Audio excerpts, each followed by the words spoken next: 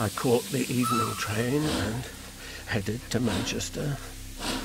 I was still out of sorts, so as long as the compartment was empty, I treated myself to an especially large dose of my medicine. Liquid arsenic is usually used to treat headaches, migraines, and bellyaches. Some use it to poison flies, and some use it in powdered form as a face powder. And not just that, and this was a big reason in my case, it does wonders for my virility.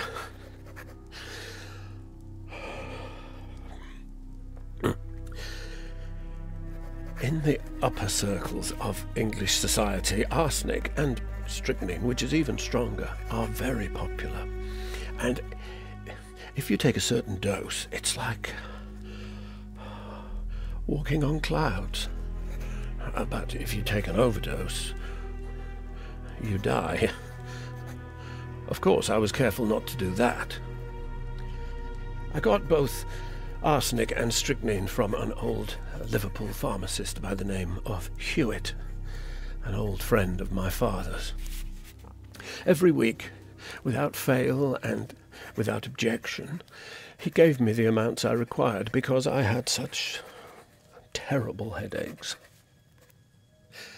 I'd lick the arsenic off the back of my hand, or drip it in my beef broth.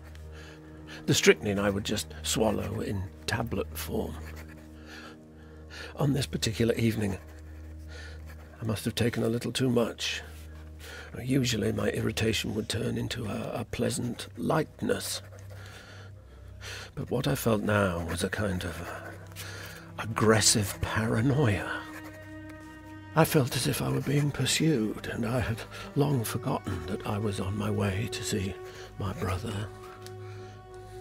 When I got to the train station in Manchester, I got out and wandered the streets aimlessly.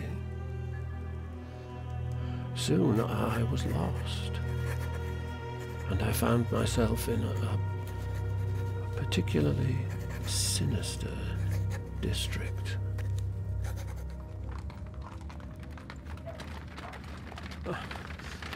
I have to stop to catch my breath. The blood is rushing to my head.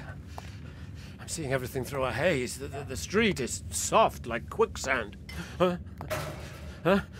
Is there anybody there? Hello there, handsome. Out at this late hour, and all alone? What do you want from me? Go away! Now, why so skittish? I just want to have a little fun with you. It'll only cost you 4 pence. No, go away! So you're drunk, are you? Come on, we'll go to my place and make ourselves comfortable. You must have some money in your pocket. Give it to me, and I'll do anything you want. No, get away from me, you goddamn whore!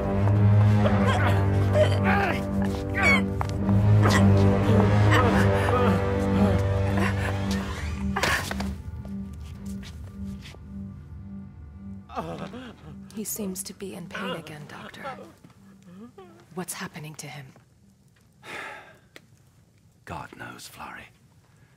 I'll give him an injection to calm him down, just in case. And that is how I committed my first murder.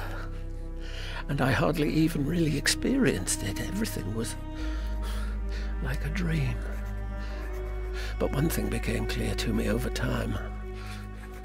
I had killed a whore, which is exactly what Florrie was for me. I had avenged myself, and it was this thought that excited me, that drove me to it. I had had violent fantasies before, sure, but I had never acted on them. I was stunned by this new feeling.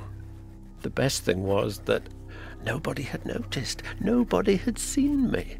Nobody would ever connect this murder with a Liverpool cotton dealer called James Maybrick. The more I thought about it, it almost seemed too easy. And the more I got angry that I couldn't remember any of the details. I kept imagining what it would be like to hear a whore scream in terror, to have her in my power, to take her life. Would I be able to do it again? I would at least give it a try. What I needed was a weapon I could use to strike quickly and silently. A knife, preferably. And I needed a suitable place. And I knew exactly what would be the perfect place for my plan.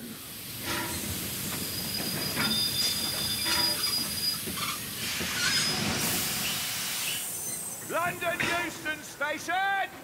London Euston Station! All alight here! This is the last stop!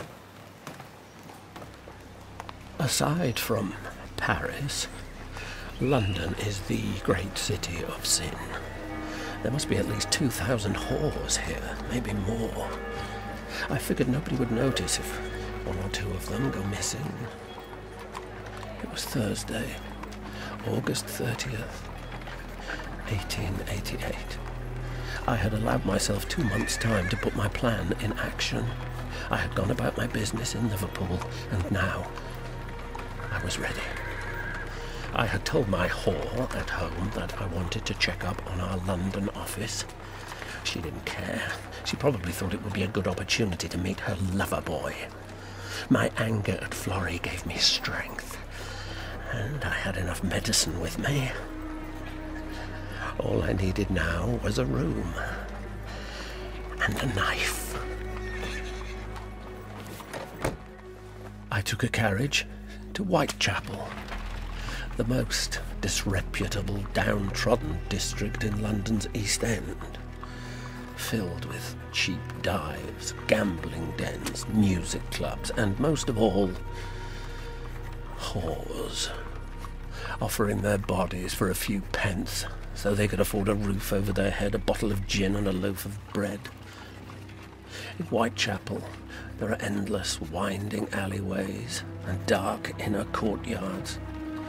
Most families lived in tiny flats, 7 or 8 in tiny rooms. The rubbish is piled high in the streets, and the air is filled with the foul stench of poverty, sweat, urine, rotten fish and vegetables. Stabbings, muggings, and even murders happen every day. But nobody pays attention to the nightly cries for help. All anyone cares about is saving their own squalid little lives. This area was perfect for my plan. I rented a room in Middlesex Street, centrally situated, and I started roaming the streets. First, I had to find a knife, but I trusted my instincts. I was sure I would be led to it. My instincts didn't fail me. I found the perfect knife in a shop in Duke Street.